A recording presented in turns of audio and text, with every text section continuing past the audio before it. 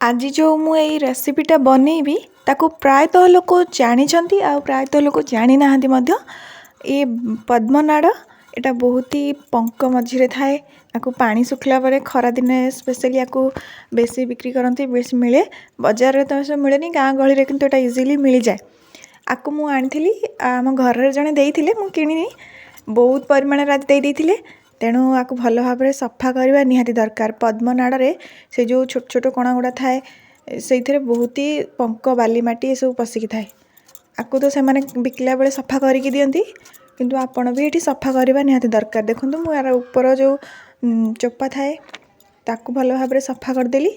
तापर याकू piece piece करके मझिरे एमती चेक चेक करी काटिदेली। नमस्कार, मामास लाइफ चैनल रे आपन को बहुत बहुत स्वागत। आगपरी मु कंटिन्यू सब बेले वीडियो अपलोड करि पारुनी, घरे किछि प्रॉब्लम थिला तेणु वीडियो आस पड़थिला, किंतु एबे चेष्टा करिवि सबुदिन गोटे गोटे वीडियो अपलोड करिया पई।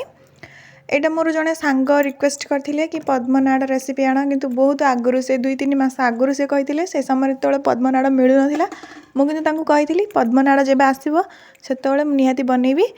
पद्मनाड़ रे तो बहुत ही प्रकार रेसिपी हो पार।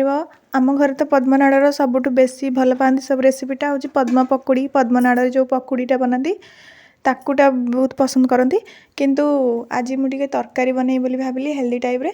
तेणु तापाई किसी मसला नहीं जाइए, गोटा मसला अदा धनिया जीरा कंचा लंका रसुण सोरिष ये सब गोटा मसला को भल भाव बतुरे कि समय ताको ग्राइंडिंग करके रखीदे थी।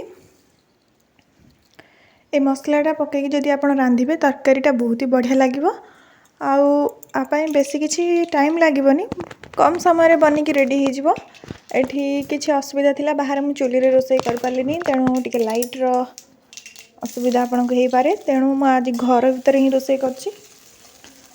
गोटे कढ़ई गरम करके सोरिष तेल देली, तापरे किछि माने सुखला फुटण जमिति गोटा फुटण देकी फुटी सारा परे तापरे किछि पियाज काटिक रखिथिली मीडियम साइज रो 2टी पियाज ताकू भल भाव काटिकी एठी पकईदेली। पियाजटा हल्का टिके ब्राउन हो सारा परे से आम आगुरी जो काटिकी रखी पनीपरिया गुड़ा ताकू मध्य सालो फ्राए करिया पड़ो। ये देखो पियाज ये हाफ बॉयल हो सारा। मुझे टमाटो आगुरी काटिकी रखी, टमाटो आलू आउ पद्मनाड़ यही बेसिक परिवार आमर पद्मनाड़ तरकारीटा बनिकी रेडी हो।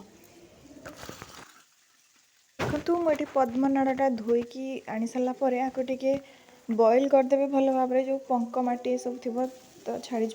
बिना बॉयल हो, किंतु मुझे सब बेले अध घंटा हवा बॉयल करे, कम से कम अध घंटा बॉयल करके भल भाव 4-5 थर धोई सारापर ही तरकारीटा बनाए।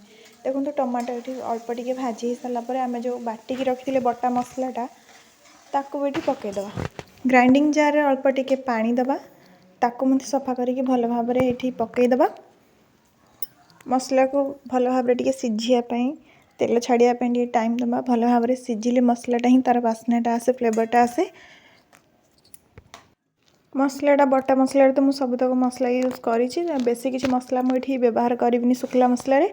बेसिक हलदी गुंड लंका गुंड जीरा गुंड ये सब ही पकेबी, गरम मसला तो बिल्कुल पकेबिनी। तेणु हल्दी गुंड लंका गुंड ये सब पकई सारापर ताकू भल भाव पुणी थे 2 मिनिट रू 3 मिनिट आपको भल भाव फुटापी छाड़देवे। मसलाटा भल भाव सिझी जावा दरकार, कषी हो गले तार फ्लेवरटा भल आसब। देखो ये मसला अधा अधी भल भाव फुटी आसला परे मुझे जो काटिकी सिझेकी रखी आगु पद्मनाड़टा ताको ये देदेबा।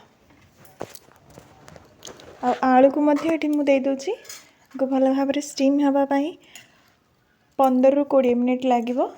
आगुरी तो आम पद्मनाड़टा को सिझे देते, केवल ये आलू सिझापी टाइम लगे। भल भाव आलू सिझीगले आपको अल्प टिके पानी देकी फुटेदेवे। फुटे देकी से स्वाद अनुसार लुण देदेबा।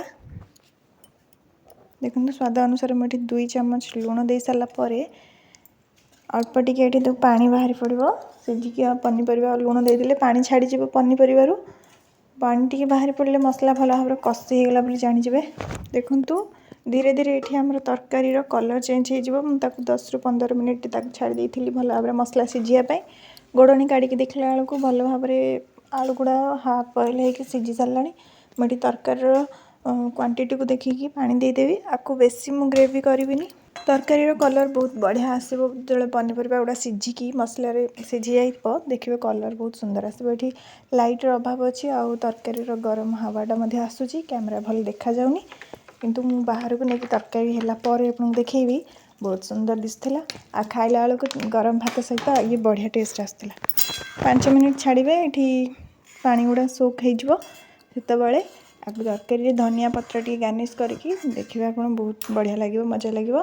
गरम भात सहित कि रोटी सहित आप खाईपारे। ये जो पद्मनाड़टा थी आपको जो आप चबेबे आर गोटे बैट ने ये पूरा चिकेन टाइप मत लगे सब वीडियो पसंद आसती लाइक करदे चैनल को सब्सक्राइब करदे। एमती नुआ नुआ रिफ्रेशिंग वीडियो आने मुझे चेष्टा करी। पद्मनाड़ तरकारी मु गार्निश करने बाड़ीर फ्रेश धनिया पत्र यूज करी। रोची जय जगन्नाथ।